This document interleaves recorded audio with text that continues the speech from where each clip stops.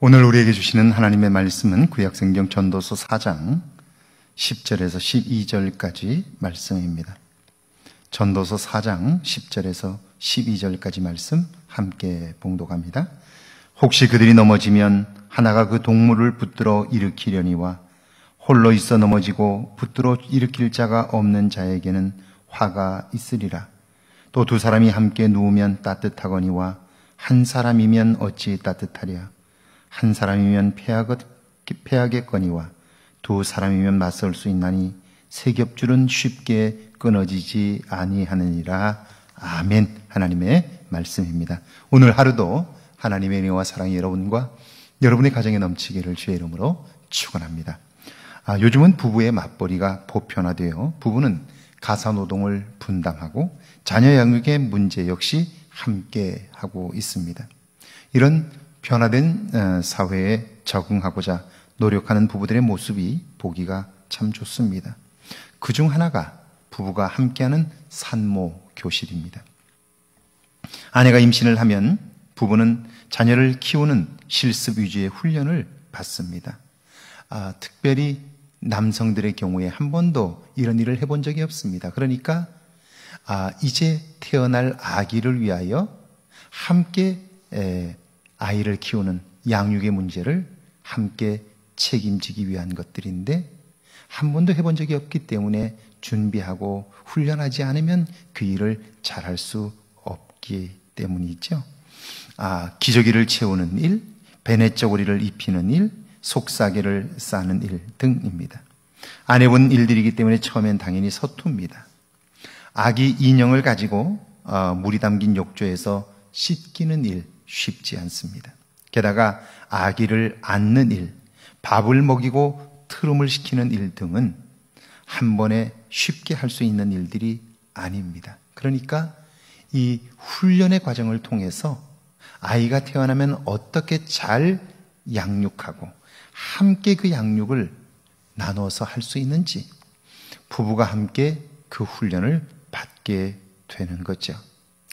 아이를 잘 양육하고 부부가 함께 분담하기 위하여 그 일을 하게 되는데요. 놀라운 것은 부부가 함께 훈련을 하면서 두 사람의 마음이 가까워집니다.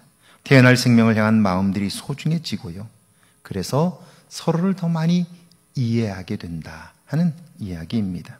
10절 말씀에 보니까 혹시 그들이 넘어지면 하나가 그 동물을 붙들어 일으키려니와 홀로 있어 넘어지고 붙들어 일으킬 자가 없는 자에게는 화가 있으리라.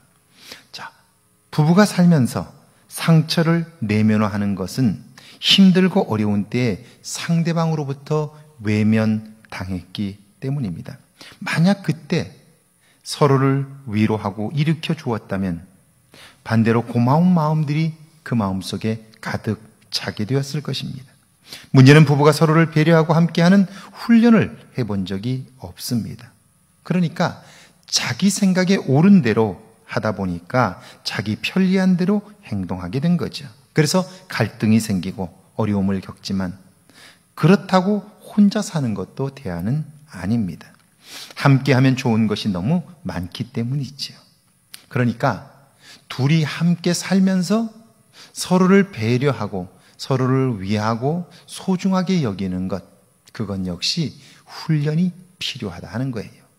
함께 서로 이야기하는 훈련, 서로를 배려하는 훈련, 가정 안에서 또한 삶의 공간 속에서 서로의 역할들을 준비하는 일들은 상대방을 이해하는 일에 있어서 너무나 중요하고요.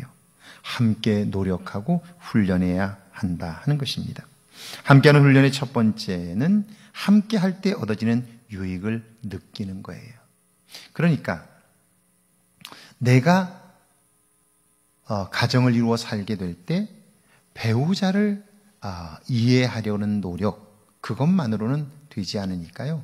그러니까 함께 훈련하면서 서로를 이해하기 시작하면 그때 얻어지는 유익이 있다는 거죠. 11절은 그것을 이렇게 말씀하죠.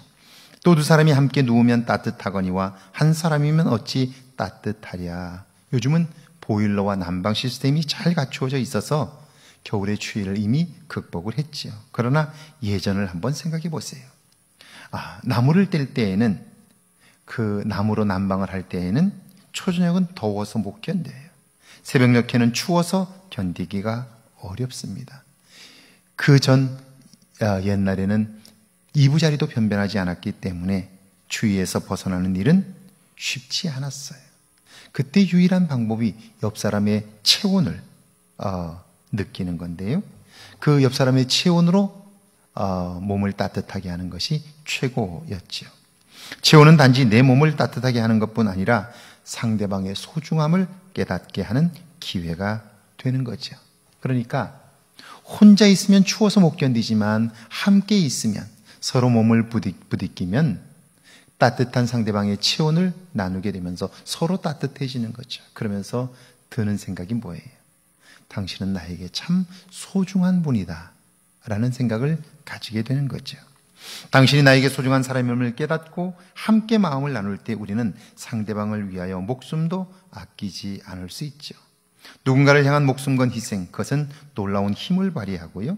그 마음이 하나 되었을 때 나오는 시너지는 두려움을 극복하게 하죠. 상대방을 압도하게 되고요. 그리고 12절을 한번 보니까 한 사람이면 패하겠거니와 두 사람이면 맞설 수 있나니 세 겹줄은 쉽게 끊어지지 않는다는 거죠. 상대방을 위하고 그를 소중히 여기게 되면 그때 함께하는 마음들이 하나 되어 어떤 것도 두려움 없이 행할 수 있게 되고요. 어떤 일에도 용기 있게 나설 수 있게 되고요. 이런 부부는 어떤 일을 만나도 결코 흔들리지 않을 수 있다는 거죠. 신앙이란 결국 하나님과 마음을 맞추는 일이고요. 동시에 내 주변 사람들과 마음을 맞추는 일이에요. 이걸 느끼고 그리고 내 주변 사람들을 소중하게 여기고 그리고 생명을 주신 하나님께 감사함으로 하나님과 내 주변의 사람들과 마음을 같이 하게 될 때 우리를 통해서 하나님의 능력이 나타나게 되는 거죠. 하나님의 놀라운 일들을 우리가 이룰 수 있게 되는 거죠. 오늘 하루를 사는 동안 하나님의 도우심으로 인하여 내 소중한 관계들을 느낄 수 있기를 바랍니다. 함께함으로 주어지는 유익한 삶을 생각하며 하나님과 가까워지십시오. 내 가까이 있는 사람들과 마음을 같이 하십시오. 그런 관계를 통해서 하나님은 오늘도 새 일을 이루실 겁니다. 함께하는 은혜가 있기를 주의 이름으로 축원합니다. 함께 기도합니다. 열심보다 중요한 것이 목적임을 알게 해달라고요. 함께하는 일을 배우게 해달라고요. 함께 기도합니다. 하나님, 저희를 사랑하사 함께 하시고 열심보다 중요한 것이 내가 어떻게 행하며 무엇을 위하여 함께 사는 것인가를 알게 하옵소서. 함께하는 일들을 배우고 훈련할 수 있도록 도와주셔서 우리를 통하여 행하시는 하나님의 일들을 보게 하옵소서. 주님이 이루실 일들을 기대하며 예수님의 이름으로 기도하옵나이다. 아멘.